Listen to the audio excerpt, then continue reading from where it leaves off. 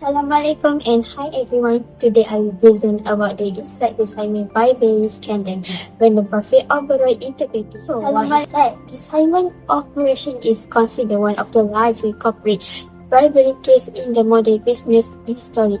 This case shows how a global company prioritizes profit and business expansion over integrity by using bribery to secure international contracts. Let's move to the case background. So what is the case background? The case background of this case are involved Siemens, including senior executive, manager, employees, and internal counselors who have the channel integrity payments. Many individuals within the company were aware of or directly involved in the bribery system, showing that corporation had become deeply implicated in the organization operation. So, what is the highlight of this case?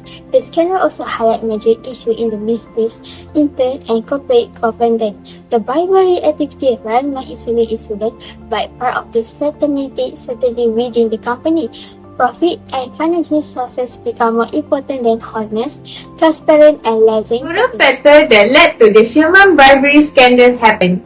First, weak internal controls made the corruption easier to happen because there are some employees who ignore the company rules. Second, Siemens hide the bribe payments by recording them as fake consulting fees. Third, the company used secret slush funds to make the illegal payment without detection. The factor was company culture where they think that bribery seen as a normal business practice in some areas. Lastly, Siemens used the fake consultant and third party to pass the bribe to officials and hide their roles. I'll be explaining the country's implications of the Siemens corruption scandal.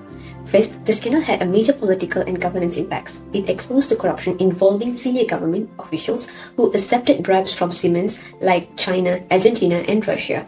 This damaged the public trust in governments and public institutions. In several countries, investigations and prosecutions were launched that led to political scandals. Second, there was a serious economic and development consequences. Bribery distorted the contract awarding process where projects were given based on corruption rather than the merit or the quality. Thus, it leads to a higher cost in public projects like infrastructures, telecoms, and healthcare, which slowed the development and affected public services. Third, the scandal strengthened global anti-corruption enforcement. The Siemens case became a turning point internationally. The company paid around $1.6 billion in fines, which was one of the largest corruption penalties ever recorded. The scandal also led to a stricter enforcement of international anti-corruption law, such as the Foreign Corrupt Practices Act (FCPA). Finally, the scandal had an important implications for Germany, which is the Siemens home country. It exposed the weaknesses in corporate oversight and governance.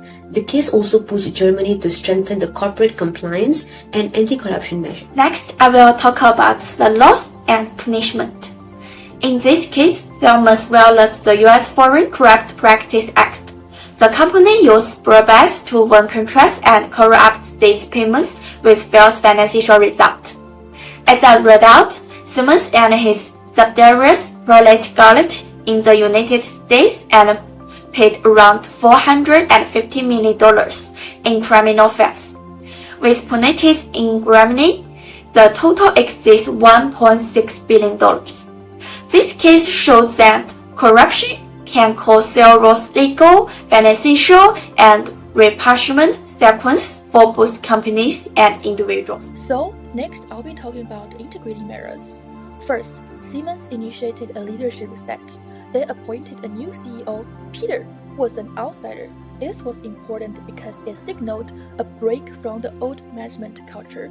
Alongside this, Siemens replaced a large portion of its senior and mid-level executives to rebuild trust and accountability. Next, Siemens focused on expanding compliance. They created a dedicated Chief Compliance Officer or CCO position and significantly increased their compliance team from fewer than 100 to over 600.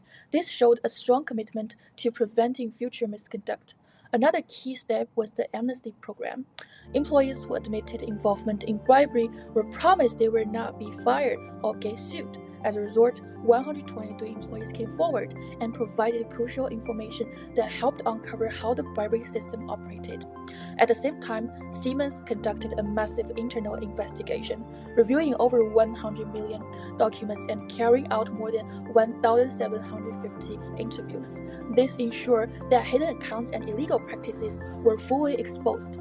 In terms of reforms, Siemens shut down all such funds and simplified its corporate culture from 170 entities to just 17. This made it much harder to hide illegal activities.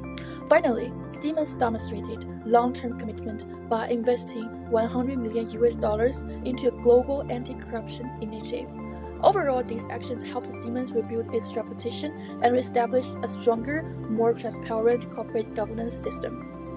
The Siemens scandal taught us that corporate integrity must be structural. First, we must prioritize vertical transparency. Siemens used complex off-the-book accounts to hide bribes. We prevent this by ensuring every transaction is documented, accessible, and auditable. Second, we need a system-wide cultural overhaul. We must reform policy so that the system itself rejects corruption, rather than singling out a few bad apples. Finally, we must enforce integrity across all levels. Corruptions look different at the top than it does at the bottom, but the standard of honesty must be absolute. Sum this all up, transparency and honesty are no longer optional, but are the founding members of a corporation's survival.